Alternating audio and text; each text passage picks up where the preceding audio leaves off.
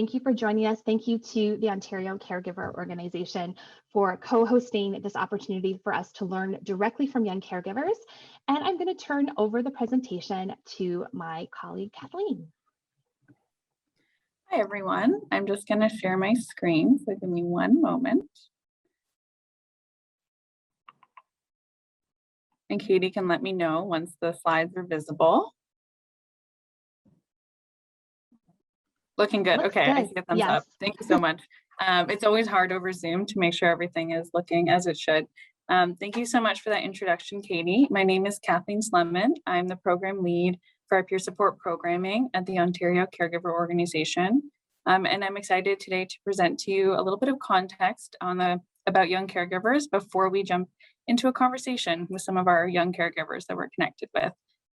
And so just really briefly, I want to mention that the Ontario Caregiver Organization exists to support the over 3 million caregivers in Ontario. And one part of our work, like I mentioned, is young caregiver work, but feel free to ask any questions about our other services and supports later on in the presentation.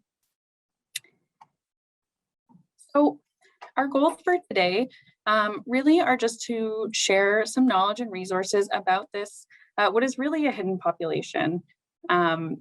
It's a group of caregivers that are often not recognized as caregivers. And as far as youth supports go, a lot of people don't identify young people as caregivers. So I'd just like to, provide some context to help people gain a general understanding of the young caregiver experience in Canada. And this includes the benefits and the challenges associated with being a young caregiver, and just share some practical strategies about how to support young caregivers. And I'm excited to share that this slide deck was actually prepared with by one of our young caregivers and adapted for this slideshow. So there's some great research that she's included, but these slides are young caregiver approved in terms of some ideas on how we can better support young caregivers in Ontario. So before we get started, I'd love it if you could just in the chat maybe share some ideas. How would you define a young caregiver? What makes a young caregiver young, and maybe what makes a young person a caregiver? I'd love if you could just put some ideas in the chat and maybe reflect on if you know any young caregivers. Many people think that they don't, but upon further reflection, you might.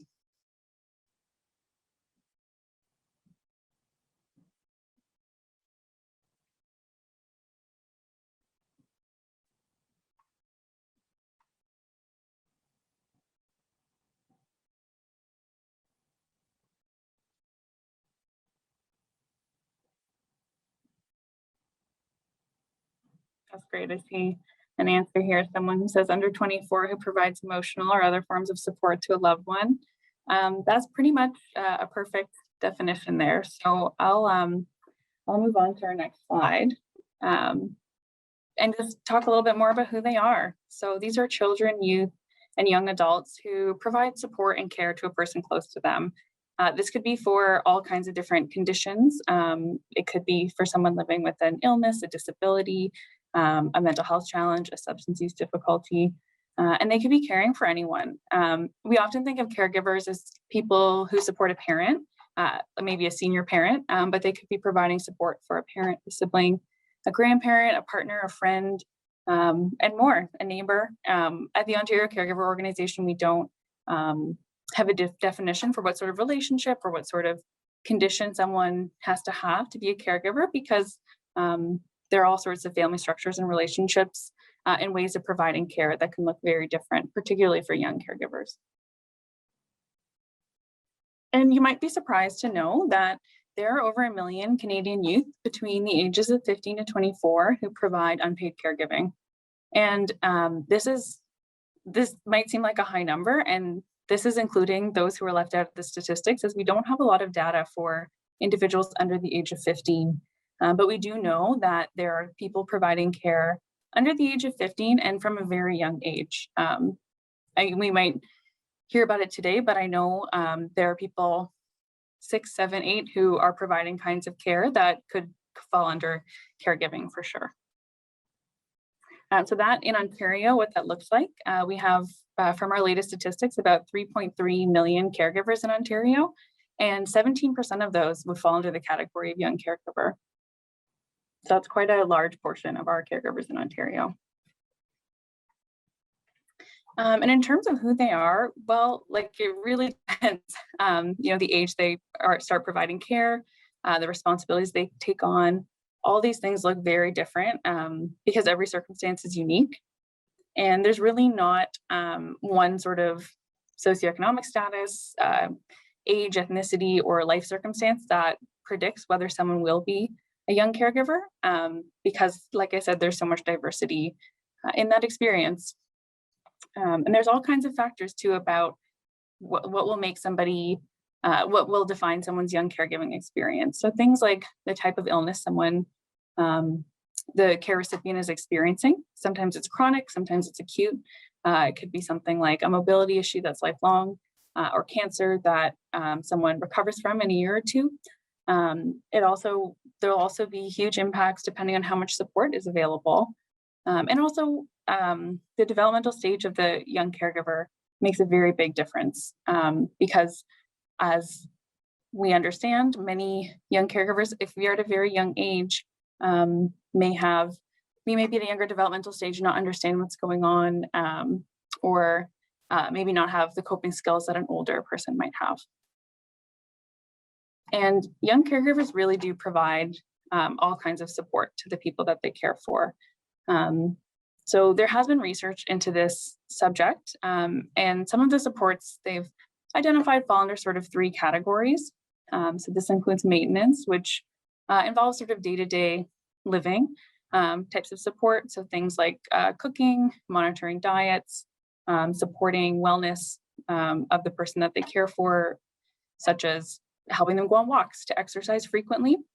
Monitoring would be a little more intensive. So this would include things like keeping an eye out for new symptoms or as like new medications are being tried and that sort of thing. And then many young caregivers are also involved in the active management of care recipients' health and well-being. So this could be things like understanding a treatment plan provided by a doctor and translating it for their care recipient, administering medications or insulin injections.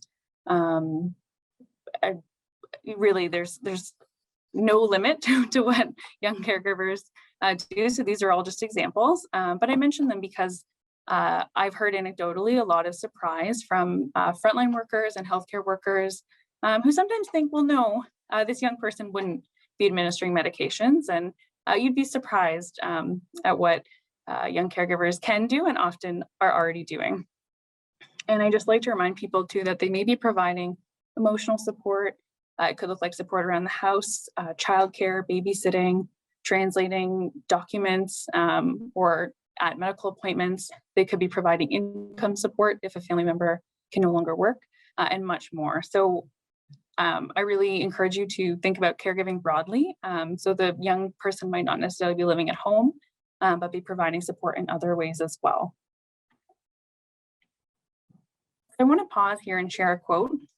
It's the quote from our title of a young caregiver who shares that, "I don't know what a teenage life is like, but I wouldn't want to change anything." And I think this is a lovely quote to reflect on because it really shows us that a young caregiver experience is very different, but it's not necessarily a bad thing. And I'm going to transition now into the benefits of unpaid caregiving, which I think are really important to highlight. So there's been a study of youth age 15 to 18, and it identified that there actually are benefits to being a young caregiver.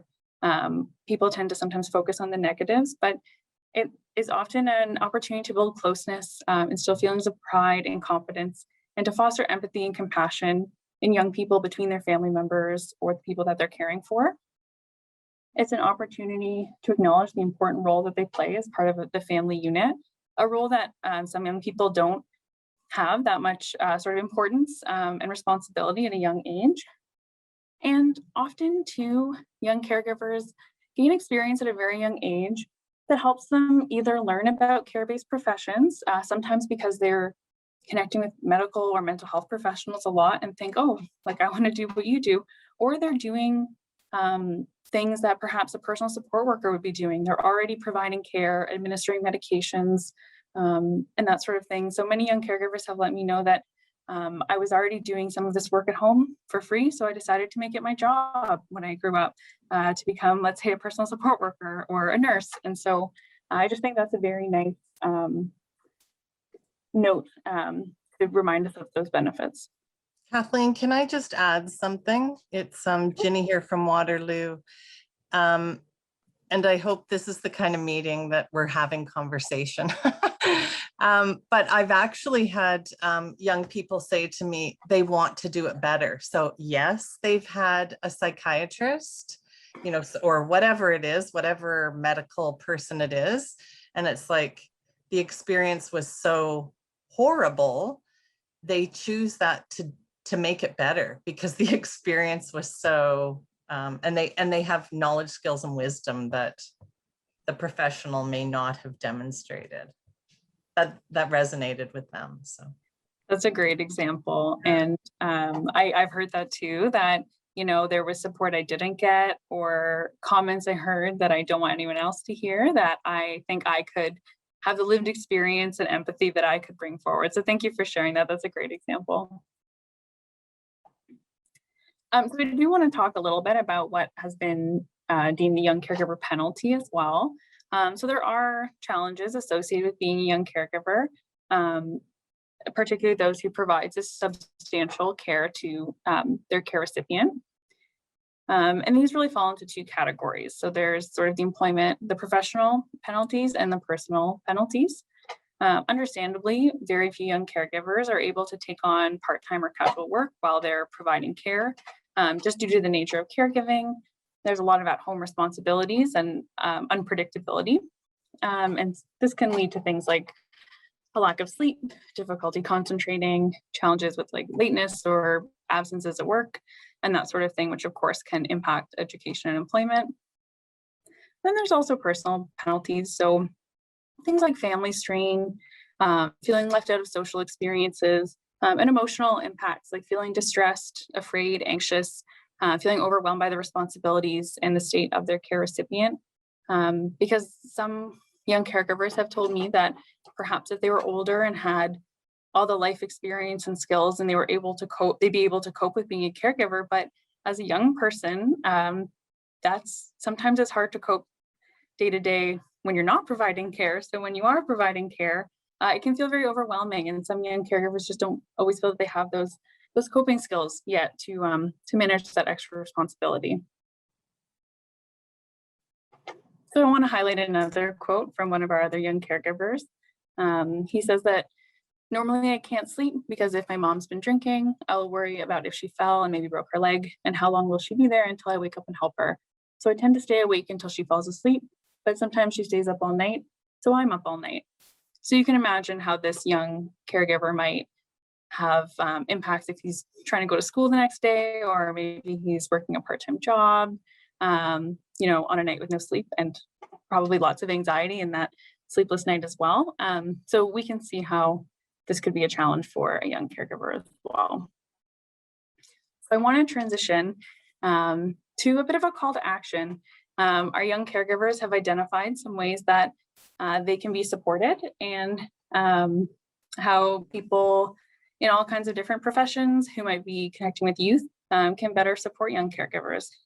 And really one of the greatest challenges that we hear from youth is a lack of recognition that they can be caregivers. And this goes so far that we often hear from youth that while they're caregivers, or while they often don't think of themselves as caregivers, they think, I'm just being a good child, sibling, cousin, neighbor. And then sometimes it takes a conversation with someone else to help them realize, like, maybe I am a caregiver and maybe it makes sense that I'm feeling so overwhelmed.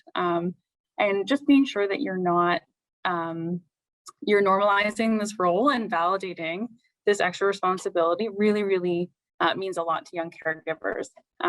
It often doesn't occur to folks that young people can have this much responsibility at home. And so many young caregivers identify feeling brushed off or not recognized, as we know, there are young caregivers all over Canada providing a substantial amount of care. So what our young caregiver also really invited people to do is to think about how a young caregiver might tell you that they're a young caregiver without saying, hey, I'm a young caregiver and I need extra support, because that's not necessarily a term that young people identify with. So the example we have here, it says something like, I missed school because I was up late worrying that my friend would hurt himself. You know, this might be a signal that this person is providing care to someone. It can be a really great conversation starter to talk about whether this person's feeling supported or needs any other supports. So if you think that someone might be a caregiver, we urge you to explore that with them and have a conversation. And our young caregivers actually came up with some young caregiver approved conversation starters. So I won't read them all, but these are just some ideas that could help you start a conversation about caregiving with a young person.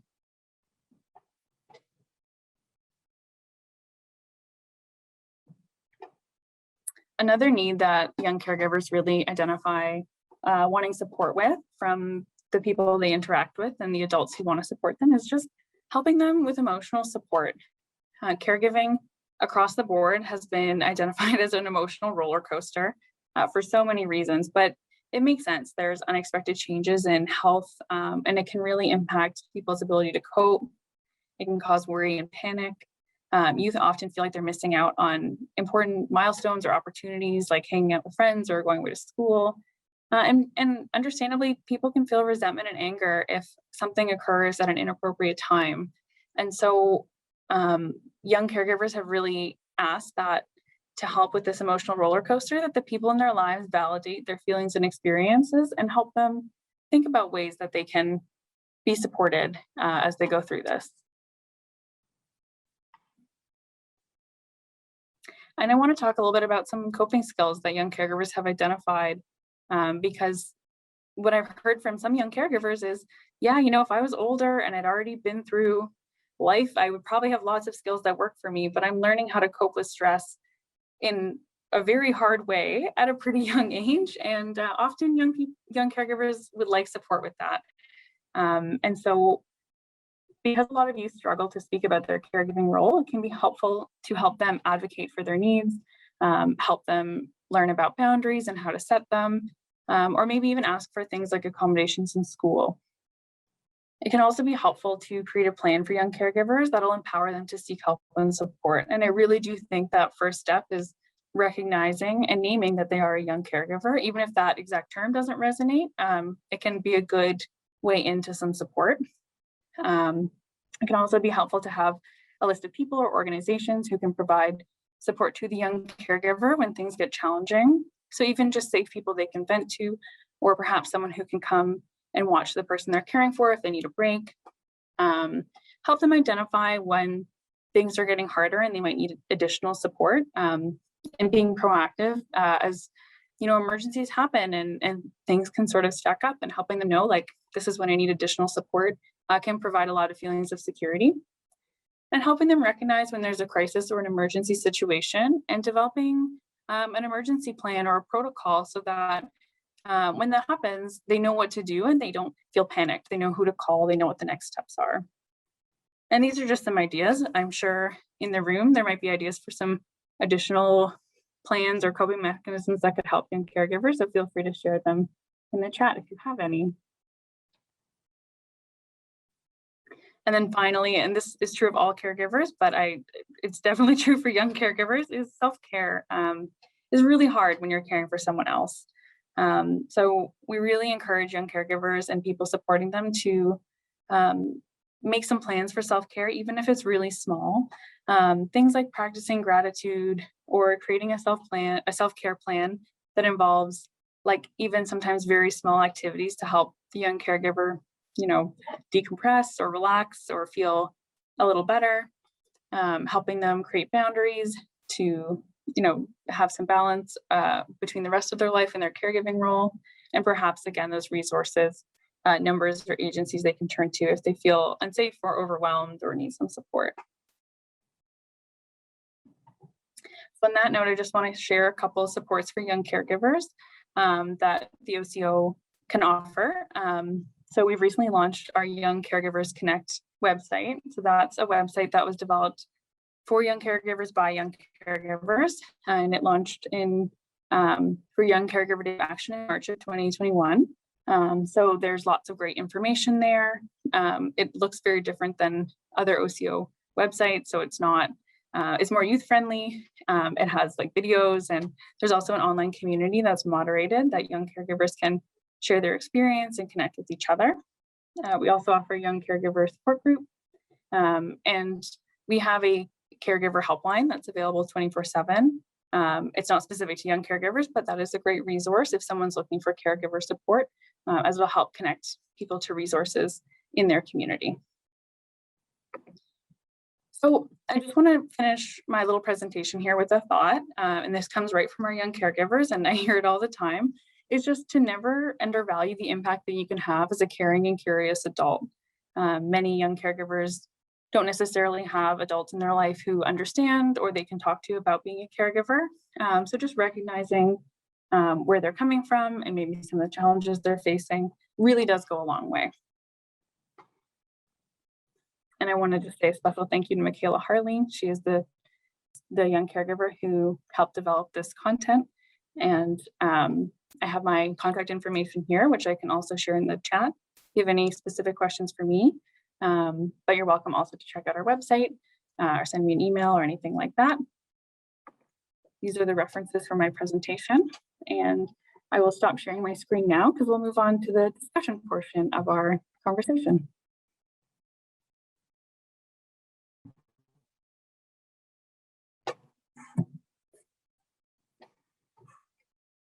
So I'm just going to let our young caregivers turn their videos on, and what I'll do is Jillian has had some internet challenges and so, or some sound lag, so she has pre-recorded her answers. So I will let Liam introduce himself first, and then I will share Jillian's introduction.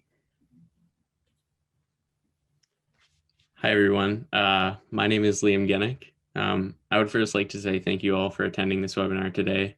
I'm glad I can speak with you all and discuss a little bit about what it's like to be a young caregiver.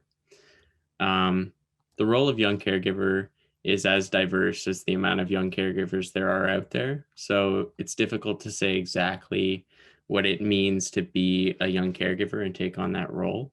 But hopefully through me and Jillian sharing some of our experiences and stories, some of the challenges that we face can be brought to light, and hopefully we can suggest some ways to best assist those in such a challenging stage of their life. So my caregiving experience began when I was in the 11th grade. My grandparents were becoming more and more sick in their own ways, with my grandfather suffering from Alzheimer's and my grandmother struggling with severe arthritis. The task of caring for loved ones is often a shared task amongst the entire family, which means that often children in the family are responsible for picking up the duties that simply cannot be accomplished by the parents alone. So for me, this meant helping my grandmother get around the apartment, go to the store, go for walks, and to make sure that my grandfather wasn't taking work calls because he was a retired lawyer. And so you'd often get phone calls from people with ill intent, knowing that he was not in his right state of mind. So I'd like to say, although these tasks may not seem difficult at surface level, and people may assume, well, this is just the duties of the family or of a family member, the life of a young caregiver outside of the caregiving setting is often overlooked. For me, I was personally dealing with the stress of applying for universities, ensuring that my grades were good, dealing with extracurricular activities, school functions, and volunteering. So needless to say that I had my hands full outside of being a caregiver for my grandparents. So when it came down to it, I'd often feel extremely overwhelmed. And as a teenager, it was extremely difficult to deal with these new and challenging feelings of stress and anxiety that I'd never felt before. So if there was one point that I'd like to get across today with the help of Jillian and Kathleen, is that the life of a young caregiver is extremely complex. It's important to not trivialize the experiences and duties and the feelings of those in such challenging positions, because this is what causes young caregivers to feel isolated and excluded from the conversation, and often invalidated in their feelings. I believe the best support that I was given as a young caregiver was from people who would listen to my unique situation and totally understand and validate my feelings. Thank you, Liam. And I'm just going to share my screen again so I can share Jillian's introduction. Is Jillian Lynch, and I am a young caregiver.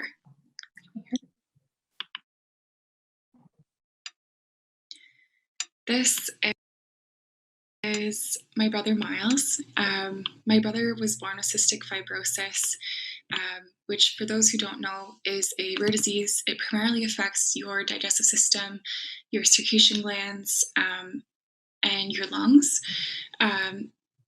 And for my brother, he actually has one of the more rare versions of this already rare disease. And that's what actually brought about the need for him to have a double lung transplant. And what came as a surprise to us is that he actually became the first Canadian to successfully receive 3 double lung transplants, as well as the youngest person in the world. And in addition to cystic fibrosis and 3 double lung transplants, my brother also lives with heart failure and osteoporosis and a number of other diagnoses that have definitely impacted his health, and also my journey with him as both his sister and his caregiver. So what has cystic fibrosis and 3 double lung transplants been like for our lives, and how it's impacted it? Well, the biggest impact that I would say, like the most defining moment of whoa, this is a serious health transition, was whenever we were airlifted from our small, very rural community of like 800 people to the heart of Toronto, to Sick Kids Hospital, where you know, the life skills that we had coming from a small community, where, you know, you might have an abundance of knowledge about farming and about the natural world, you have less of an understanding of how the city works and how to navigate it. So the city of Toronto is actually where I learned how to use my debit card for the first time. I learned how to use a public transportation system for the first time. I learned, you know, how to turn on a TV for the first time. It was all of these experiences and pieces of knowledge that I didn't come to this city knowing. And so whenever we were very suddenly airlifted, it had a huge impact on how comfortable we felt as caregivers. And I think that in terms of an area of opportunity, families who are airlifted to the city of Toronto for medical reasons could absolutely benefit from having a guide or some sort of person, like go-to person, that would help them with learning how to navigate the city, learning how to navigate resources and supports and housing, because that was absolutely another issue for our family too, and finances and all the other things that really come about with this big transition to a totally new city. So when my brother did undergo his first double lung transplant on October 14th, 2014, we really genuinely thought that that was going to be the one transplant that we would have in our lifetime, and that Miles would go on to live a very healthy life. That's what we were hoping for. And what we found was that, you know, for Miles's first transplant, we lived out our bucket list as much as possible.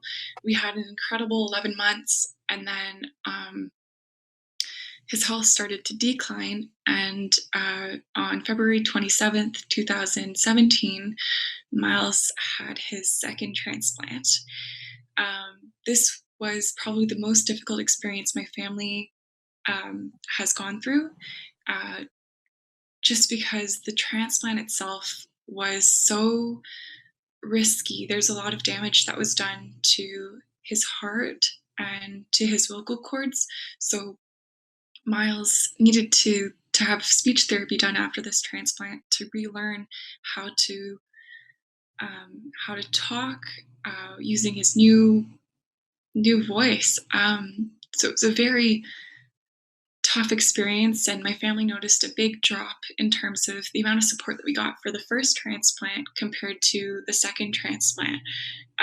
Where now I feel like in the hospital system we were being perceived as this family that had been through it before and was, able to cope with everything that came with having a transplant, when in reality we at this point felt we needed help more than ever.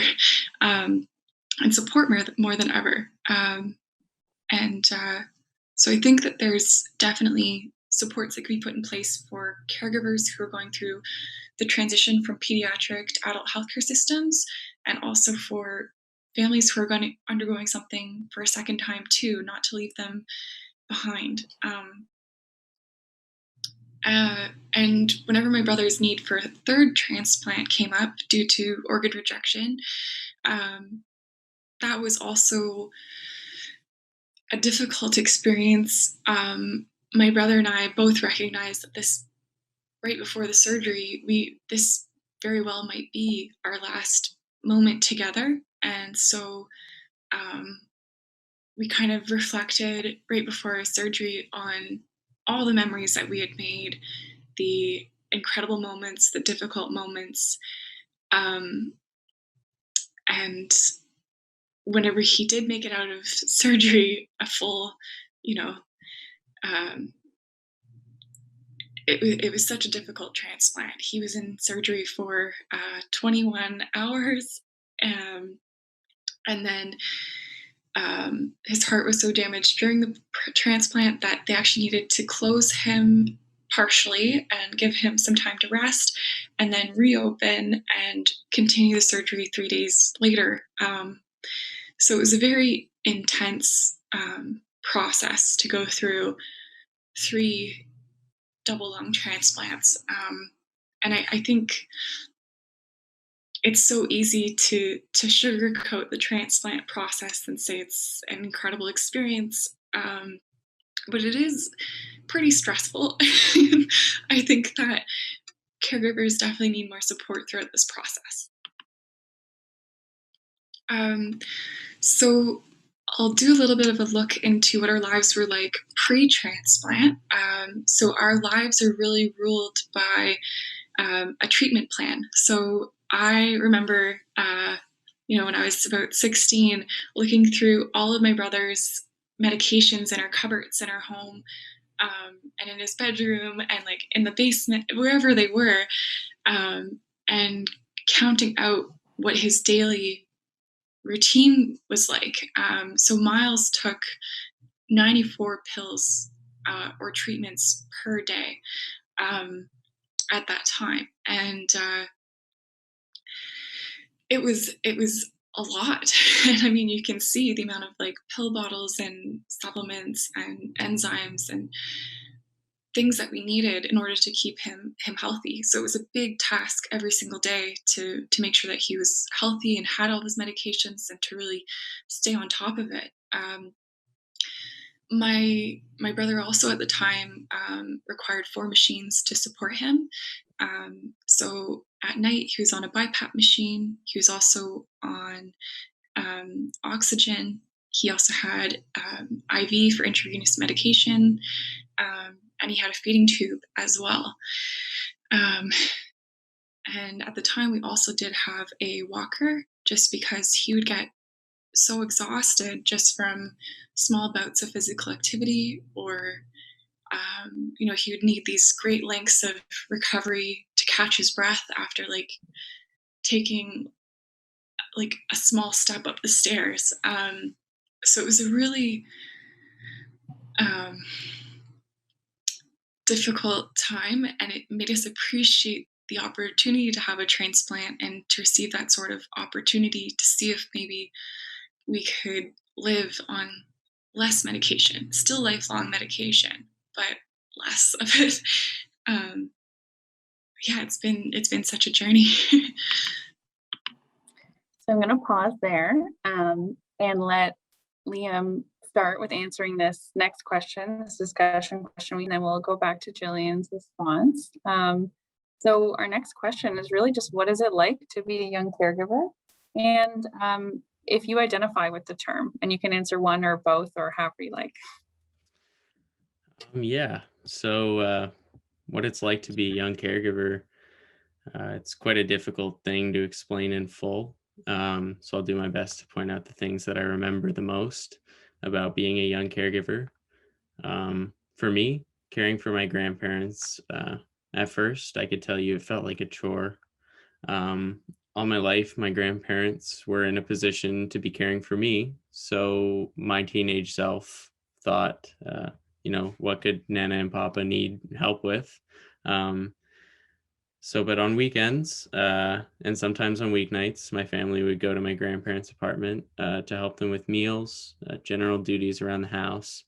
And these days, at the beginning, they felt like an inconvenience to me because at the time I would think, I have so much schoolwork I need to get done. I won't have time to do it if I go over tonight, or I had other plans made that I can't go to anymore if I come help tonight. But I'll tell you, after a while, seeing more and more how much my grandparents began to struggle with their respective illnesses and how much more taxing it became on my parents to care for them, I began to recognize the importance of my time spent with them and how much what seemed like the littlest task to me could greatly impact their life. Sometimes all they would need was someone to play cards with or to spend time with. And it was through spending time with them that I realized the importance of mine and my sister's time that we'd spend at their apartment. And I began to place a lot of importance on my role as a young caregiver. These times spent with them began to be something that I'd prefer to do on weekends and weekdays. But, of course, those wonderful times could not last forever. And so towards the end of my grade 11 year, my grandmother suffered a very bad fall that left her hospitalized for the remaining months of her life. And so visits began to be split between the hospital for my grandmother and the apartment for my grandfather, which made things much more difficult for the entire family. And also caring for my grandparents became a source of disagreement for a lot of family members, primarily between my mother and her sisters, which for myself, my sister, and my cousins, it made caring for them more than just providing them care. And what was best for my grandparents was always debated, which placed a lot of stress on everyone involved. Not to mention seeing the state of my grandparents decline over months following the fall. It left me feeling very sad and overwhelmed and anxious a lot of the time, and often feeling alone. And these feelings, they would carry over into almost everything I did, which caused me to feel extremely burnt out a lot of the time. I started feeling increasingly anxious in scenarios where I never used to. And thankfully, I had a wonderful support system through my parents who were able to validate my experiences and my feelings, which alleviated a lot of the stress and anxiety that I felt on a daily basis. However, I know that there's thousands of young caregivers out there who may lack this support system and who could really benefit from someone who's able to be that outlet that they can go to help guide them through such a challenging time and help keep them feel grounded. And yeah. Thank you, Liam. And I'm going to share Jillian's response now. So the question we're here for today, I guess, is what is it like to be a young caregiver? And I look at these photos. The reason I selected them is because I think there's this beautiful sort of reflection that happens when I look at these photos of young me and me on during the process where Miles had his third double lung transplant. So there's about a 20-year difference between each of these photos, but this is really something that I've been doing from my heart for the past 23 years of my life. And Miles is definitely someone I care so much about, and it makes this last stage of life pretty difficult to adapt to as a caregiver, because I've realized that I've spent the majority of my life caring for my brother, and making decisions based on what would impact my brother's health. And it's scary to think of an end to the caregiver journey, because I don't know who I am without being a caregiver. So I think there's even an opportunity for supports for caregivers who are kind of approaching the end of their own journeys, and what life looks like after you've been a caregiver for such a long time, because it's a time when you feel pretty lost, gotta say. So I hope that that's a support that exists more so in the future for caregivers, because it's needed. So diving a little bit more into the experience of being a caregiver, I believe that young caregivers need to grow up at least twice as fast. So for myself, I started taking on the role of being a mini mom or something like that to my brother, and taking on responsibilities, quite young in life. And there's examples through childhood pictures and childhood videos where I'm doing everything I can to make sure my brother has a better experience, like giving him my favorite toys and things like that. But I think that you do need to grow up very quickly. And that, if I were to point out another area where perhaps parents in combination with, children and families need more support is during the times where families might experience medical emergencies. Where do you bring your healthy sibling or child? Where do you bring them? Because my parents, we were fortunate to live in a small community. Mind you, it was 94 kilometers from the Children's Hospital of Eastern Ontario. So when there were medical emergencies, we were constantly forced to kind of think about, how quickly can we get to the hospital, and where is Jillian gonna go? So there were times where I was sort of accidentally left alone at home, and it wasn't, the time where I made the best memories. I think that it would have been really great if there was some way for kids who are young and in these situations to be looked after and cared for by an adult who's trusted, or if there's some sort of program within the hospital to help parents with this. Because I think what happens is parents are kind of, sometimes my mom's told me stories of being shamed almost for bringing in her healthy 2-year-old or 3-year-old or 4-year-old, however old I was, daughter, whenever Miles was having a hospital admission. But what was she supposed to do? And this is a common experience for a lot of families too, is what do they do with their healthy child whenever there is a medical emergency? So this is another issue, I think, in our healthcare system that across all hospitals in Canada hasn't really been well supported just yet. Sorry, I'm just going to save that for our next question. So I'm going to let Liam share first for our next question. So the question is, when did you realize you were a caregiver? Or was that the one we just did? Oh, yeah, you're right. Yeah, so the question, when did I realize that I was a caregiver? For me, I could tell you, I didn't really realize that I was a caregiver until after my grandparents had passed away.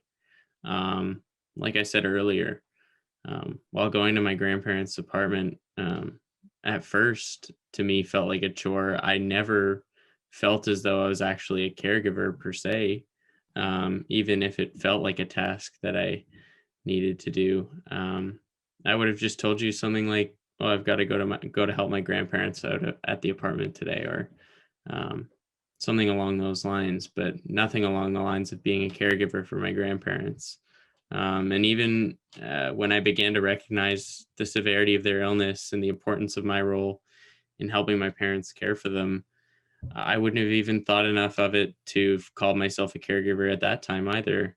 Um, I would have had a similar mindset to many onlookers who think that, I was just doing the duty that a good family member would do. Um, and while this may have been true to me at the time, it's very common for young caregivers to feel this way because they may not be the primary source of care. That might be the parents or some other source, and the young caregiver might feel like they're a secondary source, and that invalidates them as a caregiver in most scenarios. So this often holds back young caregivers from getting the help that they need.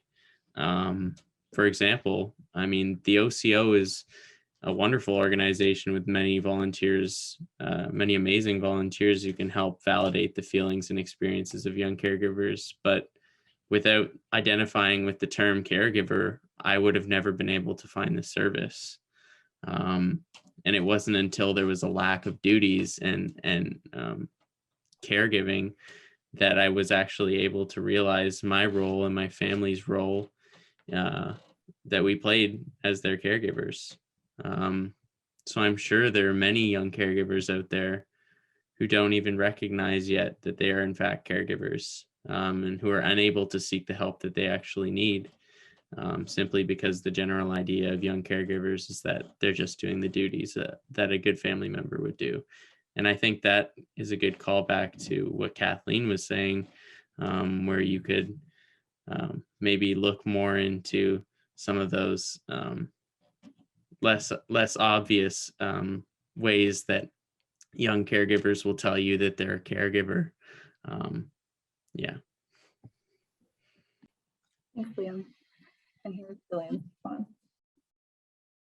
Whenever I gained my understanding of death, for the first time, and it really came from a moment where my mom and I were driving. My mom was driving back from the hospital and had just received some more news about Miles's health status, and she asked me if I understood what death was, and I had sort of started gaining an understanding just by being in the hospital so frequently and seeing other patients and being told that they had passed away, and seeing them prior to being told that in their transition and declining health. I saw death as a time when you don't get to see the person anymore, but you can still love them and they're in a more peaceful spot. And that's what my thoughts were at age 5, and I have journals to show that.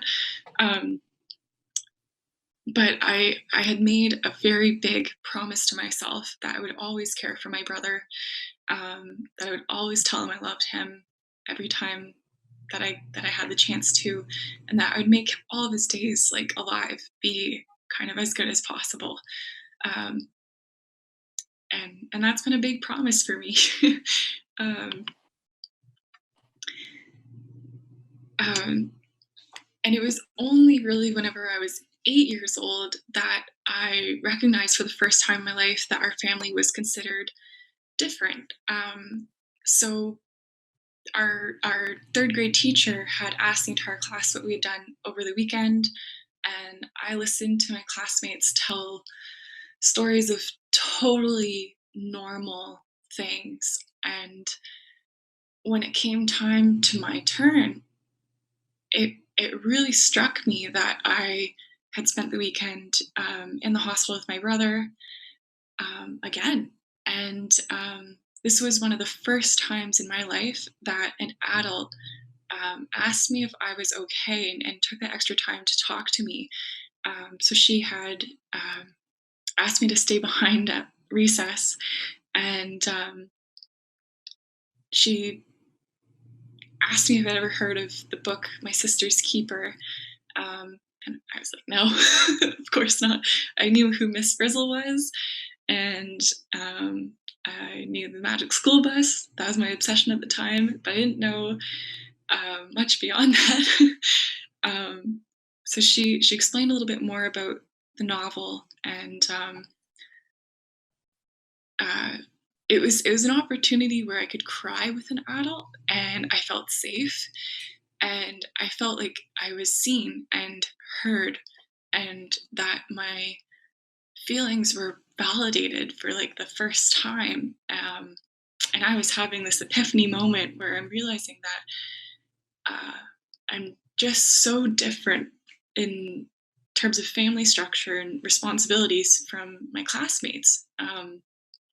And I felt this immense responsibility to make sure my brother got physiotherapy in the morning, and I would clap on his chest, and that reminding my dad sometimes to like set up his feeding tube at night, and like watching them do it, or doing it with them, or doing different things as a kid growing up, where my brother would sometimes turn to my parents and say, I want Jilly to do it. And so I would give my brother needles from a young age, and these different things that you might not experience in like a normal family dynamic. So this was also a big moment for me, very life-changing. Okay, I'm going to pause it there. And Liam, let me know if you don't want this, but I'm actually going to switch the order of our last two questions for ease in the video. So maybe you could speak to our last question first. Was there someone who made a positive difference to support you as a young caregiver? And if not, what would you have wanted? Perfect. Yeah, no, this is fine.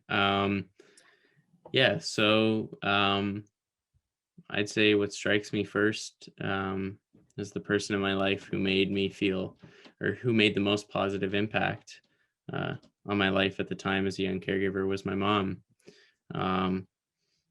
A very important aspect in the support young caregivers need is guidance and reassurance. And it's often easy for youth in a caregiving role to feel overwhelmed and to not know how to deal with the stresses that they're feeling because they're brand new. And to have a person that's there to ground you and to make you feel more comfortable in your situation and your role can make the world of a difference in the overall well-being of that young individual. Just the feeling of not being alone in your experiences can make young caregivers feel more comfortable in their role. And this is the type of person that my mom was for me. She was able to remind me that I'm not alone, and that it was okay to feel the way I was feeling because what I was dealing with was not easy. Talking with her about my grandparents' situation, as well as life outside of it, really allowed me to appreciate and look forward to the things that I truly enjoyed doing, like going to the gym or spending time with friends. And actually on that note, my best friends at the time, without realizing it, were also people who made a positive difference in my life. They were both people who, without failure, could put a smile on my face and help me to forget about the stresses that I was dealing with. Them too, they both knew full well my situation, all the things that would bring me stress at the time, but they never felt the need to ask probing questions or treat me any differently. They just treated me like their friend Liam, and I couldn't thank them more for something so simple as that. But just those simple acts of, like taking my mind off of things that were stressing me at the time was something so impactful in my life, and I can't thank them more enough for that. Great, and I'll turn to Jillian's response here. Thank you for switching question around earlier.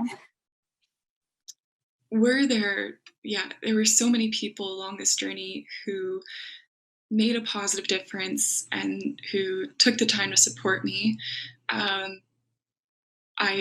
could really spend a long time just recognizing one by one each person and the impact that they had on me. And my dream as a kid was to really,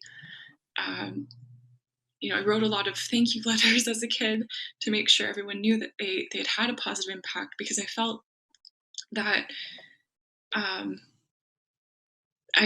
felt that life was very precious, that we weren't guaranteed our time, and that I always thought growing up that like any person that you met could kind of pass away the next day, or pass away the same day, and you had to make sure that whenever people were kind to you, that you let them know how grateful you were for their kindness. So on this page, I have the incredible Louise Taylor, who is a cystic fibrosis nurse at Sick Kids, who had a husband who passed away from cystic fibrosis and did everything that she could to advocate for better care for cystic fibrosis patients. Then I have Doug in the black and white photo, and he came into my brother's room once and said, started playing music on his phone and said, hey Miles, do you know how to Dougie? And, spent the day teaching us dance moves whenever he had a break. And so he was one of the nurses that showed us how fun the hospital could be and made me really passionate about, making experiences in the hospital as fun as they could be, because why not celebrate your life in the hospital if you're there anyway? I ran quite a few projects that were definitely inspired by Doug. Whenever I got to the adult hospital system, creating gift baskets called bonus days, and giving them to all the transplant patients and giving gift cards and different things, just because I recognize that like being in the hospital is not easy, and it'd be magical and it's extra special if you have someone who goes the extra mile for you during those moments. And then I have this amazing nurse right in the middle. This is right after Miles's recovery from his second transplant, and he was doing much better, I think around the 3 or 4 week mark. And but early on, he'd actually taken Miles and I outside to go see the sunset, and he, gently, we like lifted Miles up and placed him in a wheelchair and bundled him up with all kinds of blankets, and just like went outside and watched the sunset together. And it was the most incredible moment. And I think nurses and healthcare professionals have such an opportunity to make a positive impact. They also have an opportunity to really, I think, make it a less positive impact. But the ones that do make it positive, you do never forget them. And you're really grateful for them. And then there's Sherry, and Sherry is in this photo, the last photo there, and she helped me out on the day of Miles's 3rd double lung transplant.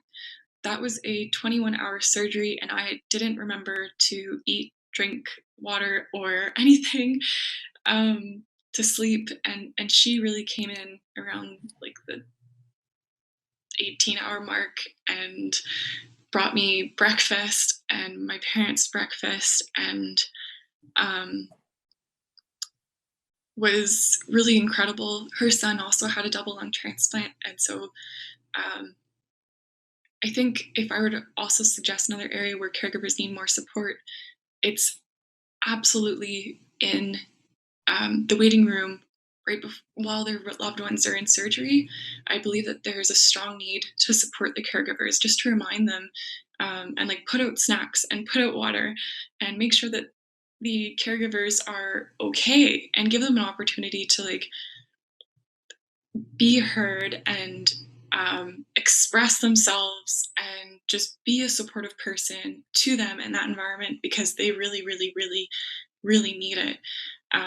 If that were the only place in the world that I could say, here's where you definitely get support, it would be in the surgical waiting room, because it is so needed, and there is not always someone there to support. Sometimes they have a volunteer at certain hospitals, but it is not standard, and I think it should be. I think there should be a registered, like a counselor there who's just an incredible person and knows a lot about hospitals and is always there to like offer support to caregivers. Okay, and I'm going to pause it there for our last discussion question. So the question is, how did you manage being a young caregiver? What coping skills did you develop to keep going? Yeah, so looking back, it's quite funny, because I think in my time being a young caregiver, I probably wouldn't have had, or I wouldn't have been able to tell you whether I even had coping mechanisms to help me keep going or manage the challenges. But looking back, there were definitely a few things in my life that helped me keep the balance in my everyday life. For me, personal fitness through weight training was an incredible way for me to blow off steam and feel like I was truly working on something for myself. There are many things that troubled me as a teenager that I didn't really feel comfortable at the time talking about with most people. And so my one true escape from those things was always the gym for me. I've realized over time that activities that allow me to work on myself and my own well-being have been the driving forces that allow me to feel more comfortable helping others, even when I'm dealing with my own stressors. I also try to enjoy all of the moments that I got to spend with my family and friends. I found that it would always relax me, always provide me with moments that were completely separate from the things in my life that brought me stress and from the caregiving setting. Sometimes the best form of therapy at the time was just doing things that would, even without noticing it, take your mind off of all the things that just an hour before were so troubling that it was all you could think about. I think it was challenging for me as a proud teenage boy to recognize that leaning on others for help was something that I could truly benefit from. Because obviously, at the time, I thought that I could be the one to solve all of my own problems, and it was no one else's job. So I never used to realize this, but the candid times that I would spend speaking with my parents about the situation that my grandparents were in, and they were extremely helpful for me because they provided me a place that I felt comfortable speaking about the things that have been troubling me. And without realizing it, it provided me a way to offload all of that stress that I've been bottling up inside. And looking back, I'm really grateful for that. But I wish I was not so proud at the time and felt more comfortable asking for help. Thanks, Liam.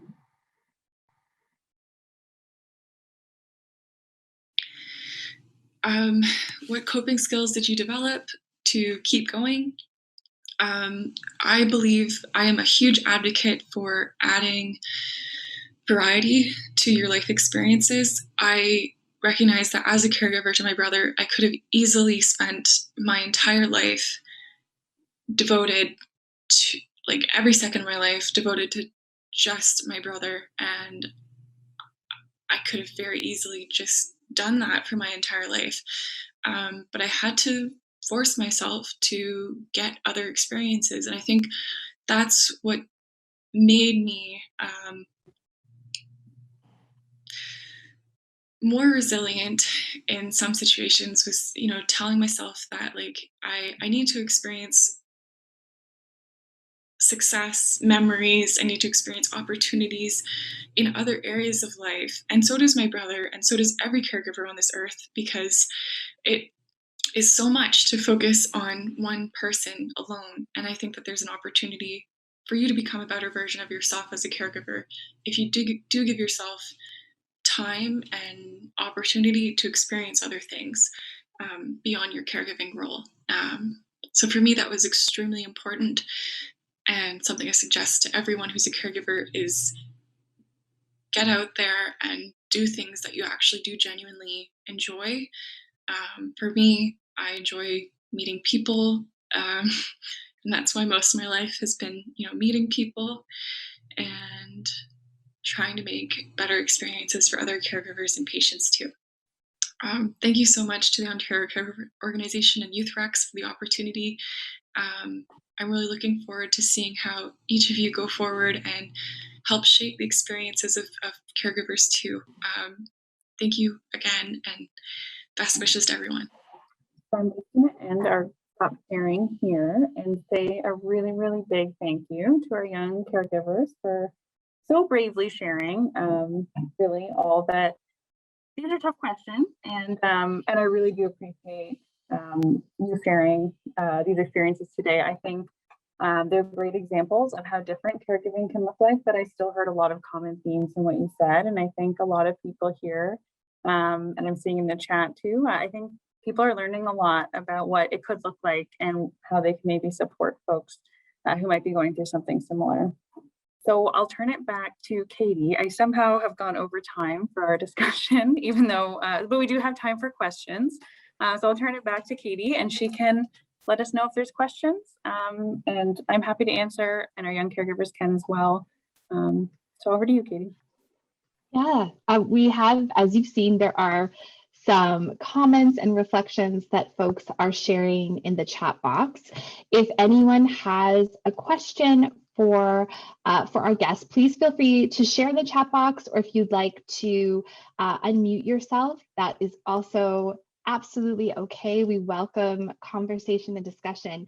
We did have one question around how caregivers have been managing during the pandemic. So how, being a young caregiver, how has the pandemic impacted you? I mean, it's impacted everyone in different ways, but certainly the need and the demands have most likely been exacerbated by the pandemic. So I don't know if anyone wants to share, or if you have some reflections on that.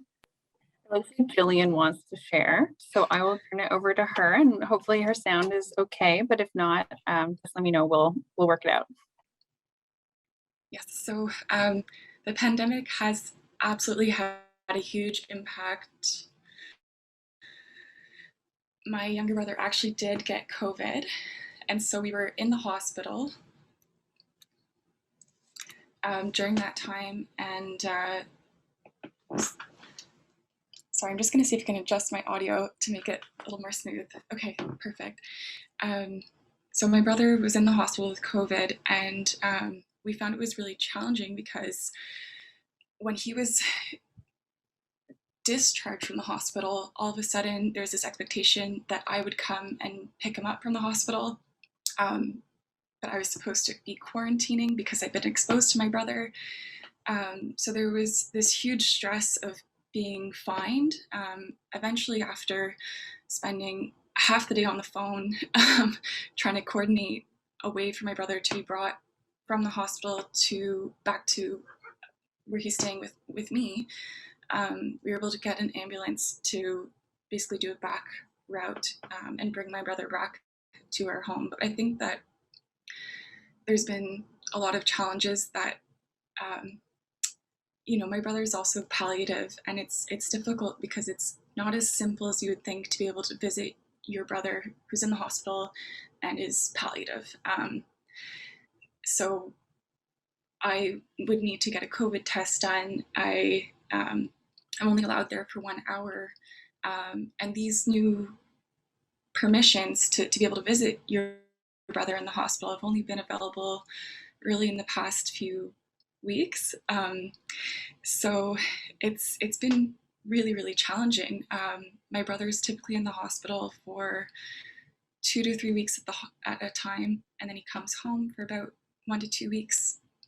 And during those 2 to 3 weeks, I can't even go in and see him, like without it being a huge process. So I found that to be actually really frustrating as a young caregiver. Thanks, Jillian. And I think you really touch on a lot of challenges caregivers have faced. Of course, I can't speak for all caregivers, but I work in our peer support programming, and things like you mentioned, visiting in hospitals has been a challenge, and often only one person can visit, or there's been lots of regulations around who can visit. Sometimes people are across provinces and can't travel to visit. And then also to supports that may have been available pre-COVID, such as people coming into the home to help, often weren't available, or maybe it felt less safe. So there have been lots of challenges related to COVID and caregiving. I would say there's one benefit that I've heard from some caregivers, though I wouldn't want to suggest it's the majority, is that the shift from working from home has allowed a lot of caregivers to provide respite and care, to provide care to their care recipient without having to take sick days at work or go on vacation. And so take vacation days, So many caregivers had been advocating for a more flexible work from home schedule so that they could be near the person. And unfortunately, COVID was an opportunity for some people to do that. So that's just another way that caregiving may have changed. But that's also an added stress, right? If you're working all day and there's someone in the other room who needs your care. So those are just some examples. I don't think we could cover how it's changed, and that's a whole other webinar, but it's a great question.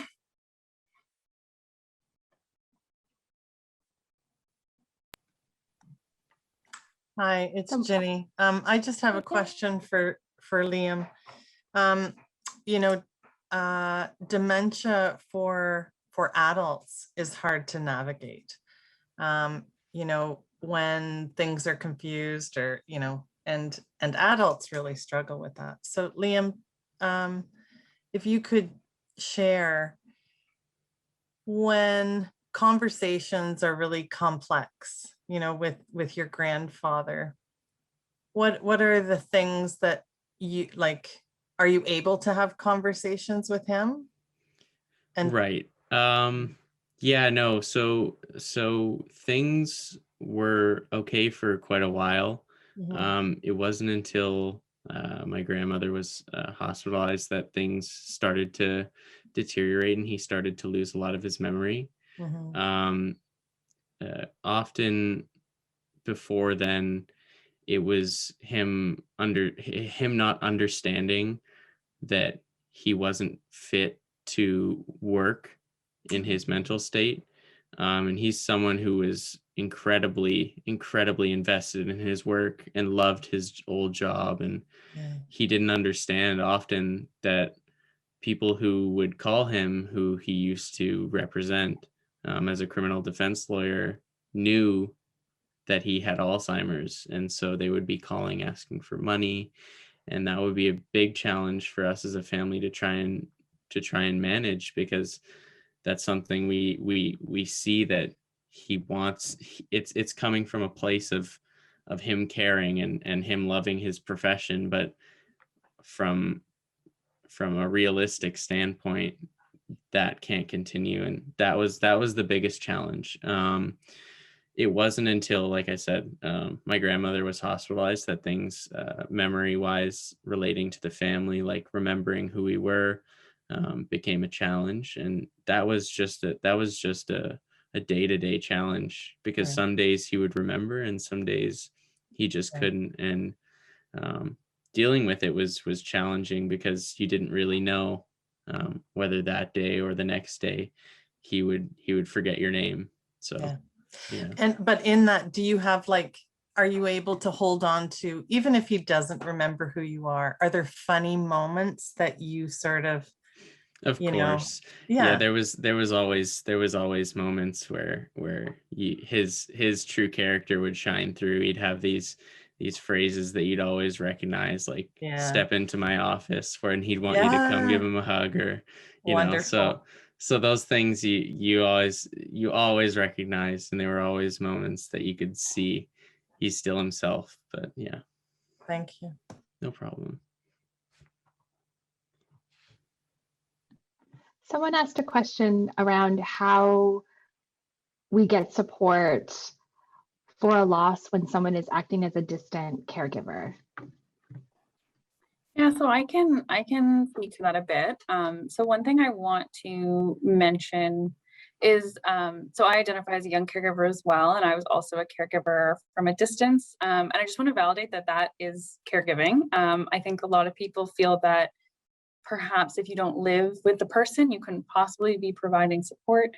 But there's a lot of ways that we can provide support, like arranging appointments, sending care packages, emotional support, speaking with family members. So I just want to start by validating that, and that there are supports available. So if if you're looking for support, for example, around caregiving, the OCO has supports, and I do like to just validate that that is a caregiving role that we recognize. So none of our supports are sort of specific to people living in the home, and I know for some there are some agencies or supports that are a little bit different. So I would seek out any sort of caregiver supports or mental health supports. And really, sometimes I think this advocacy piece of saying I am a caregiver is really powerful. And I think both our young caregivers today, maybe takes a while to sort of own that term. I know when I was a young caregiver, I certainly did not feel like one and did not seek out any supports and did not take advantage of those. And so I want to validate the experience of being that caregiver from a distance, because sometimes you'll be far from the person you're caring for, but that doesn't diminish the experience. And it's a very different experience. So connecting with another caregiver from a distance is actually a great way to get support. So whether that's through peer support or perhaps like our online community, finding someone who's in a similar situation, because there are things that are very unique to that experience because you're not in the home with them.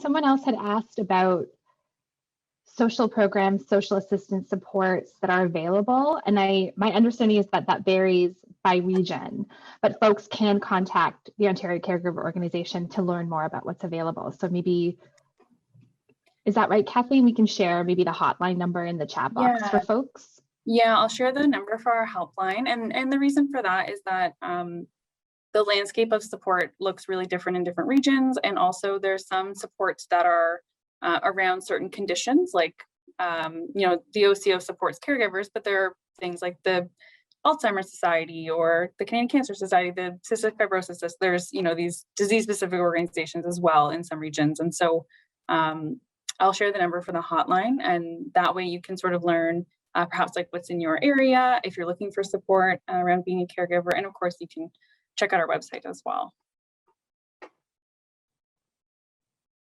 I'm wondering, Katie, Liam and I had a bit of a conversation, and he had a really impactful story. And I don't know that a question will necessarily touch on it, but if he'd like to share it, I think this audience would really appreciate some of the learnings maybe that came from it, or maybe what not to do. So is it okay, Liam, if I let you share the story now?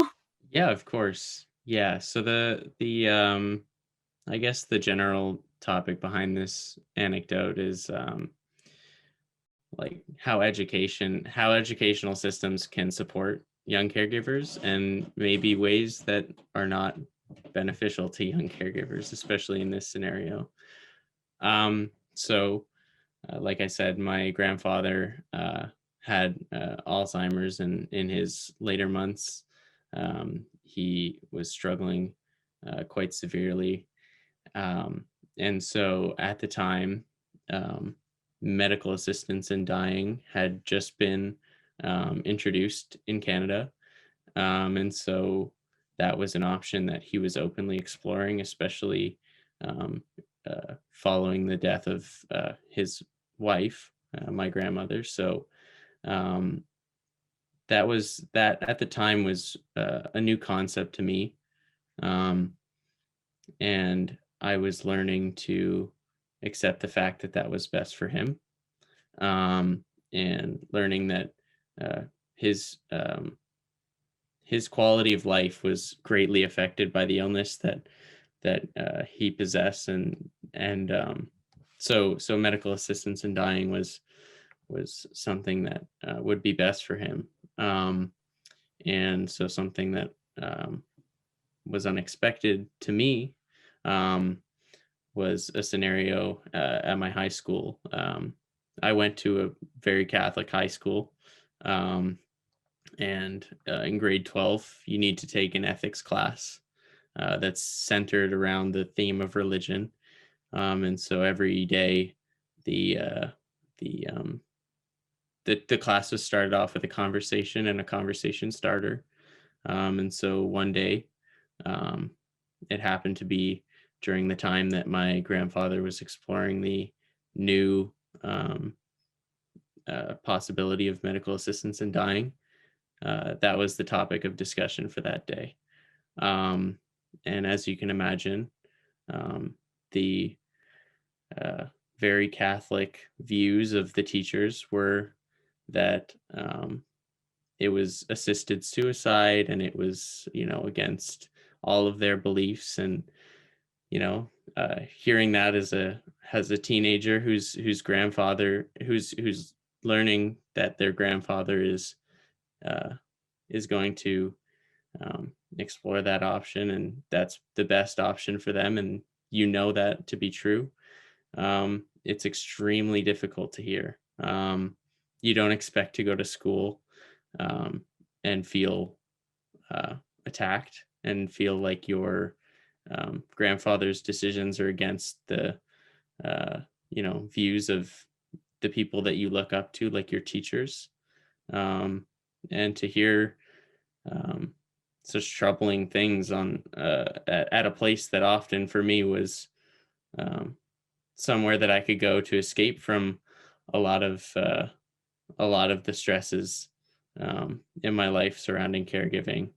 It's quite troubling, and often I remember that scenario and wish that there was a conversation of, or maybe a precursor to the conversation that said that we're going to be talking about something quite polarizing or something quite serious. And maybe if you don't feel comfortable being a part of that conversation or being there, you have the option to step away.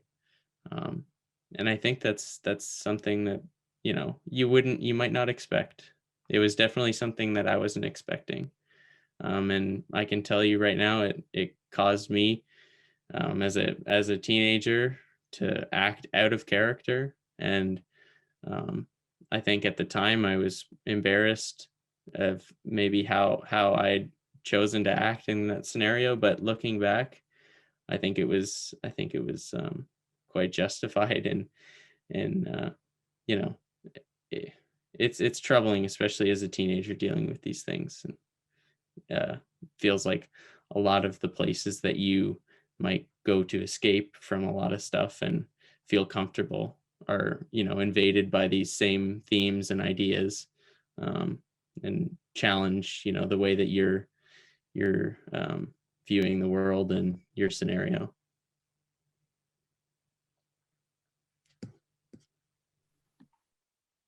I see that we are coming to the end of our time together, but I want to give each of you an opportunity to share a final thought or a final takeaway that you want our audience to leave with.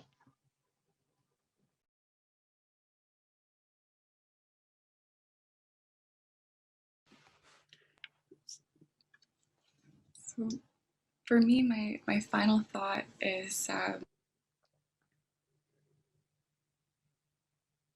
really to be huge drivers of change because of so many experiences, and they've experienced things through a child's lens, which I think has a lot of creativity in it and imagination. So I think if there were more opportunities for young caregivers to be heard and help shape the healthcare systems that we currently have, I think that we would see some really incredible changes.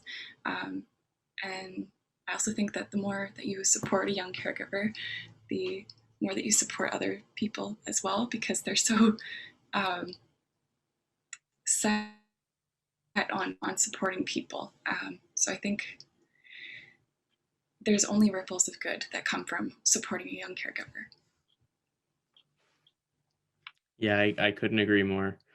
Like we were talking about before, the life of a young caregiver is so complex, and someone looking from the outside may never realize the things that a young caregiver goes through. So like Jillian was saying, just extending yourself towards them and to be a person of, care is incredible. And it's something that a young caregiver might not expect from most people. But I can tell you they definitely appreciate it and will never forget it. And I'm sure a lot of the participants here are people who can greatly impact the lives of young caregivers. And I hope this webinar was eye-opening in a way, but also maybe good guidance towards how to best support us as young caregivers.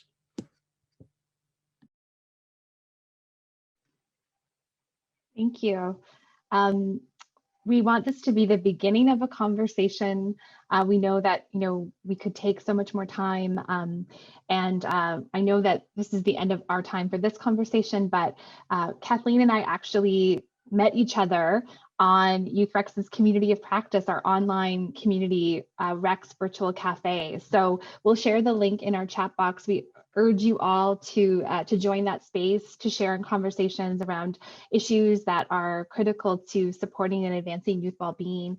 We'll also share a feedback form that we hope that you will be able to fill out, because you can share your experience of today's conversation, and we take your feedback to improve future conversations. And we really appreciate that you've all stayed with us during this time. And again, YouthREX sincerely thanks the Ontario Caregiver Organization, and of course, Jillian and Liam for partnering with us and for sharing today, and you all for being with us. Thank you again. I hope you all have a lovely day, and we look forward to connecting soon. Take care, everyone. Bye-bye.